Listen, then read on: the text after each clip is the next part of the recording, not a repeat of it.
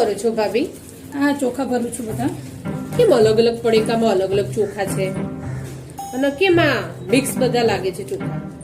આટલા તો સરસ ચોખા છે, મસ્ત ચોખા છે બધા, સારી ક્વોલિટીના ચોખા છે. આ તો બધી અહીંયા દુકાનો છે, આપણા દુકાનોમાં ખરીદી ને તે આટલા ચોખા લઈને આવી છું. એક ડબ્બો ભર્યો અને બીજો ડબ્બો ભરાય છે. આમાં તો બધા મિક્સ ચોખા છે. કેવી રીતે લઈશું? કેવી રીતે ખબર પડશે? મિક્સ નહીં, સારી ક્વોલિટીના ચોખા છે, સરસ છે. આમાં દાવત છે, બાસમતી છે, એરોપ્લેન છે, સારા મારા ચોખાના સેમ્પલ છે. અને આટલી દુકાનોમાંથી હું લાવી છું. હજી બીજી દુકાનો ફરીશ ને તો થોડો વધારે લઈને આવીશ ચોખા.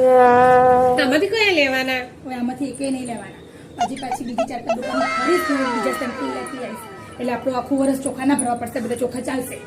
આ બીજો ડબ્બો ભરાઈ ગયો અને તું એ પાછી જાય ને તો બીજા ચોખા લઈ લેતી આવજે. આવી રીતના બધા સેમ્પલ હજી થોડી બીજી દૂર દુકાનો છે ને ત્યાં આપણે જઈશું ને બધા લેતા જઈશું. એટલે આપણે ચોખા ના ભરવા પડે. અને આ ચોખા ભરે અને ઘઉં સેમ્પલ આપણે વધારે ના ભરવા પડે. ખબર પડી ને? આમ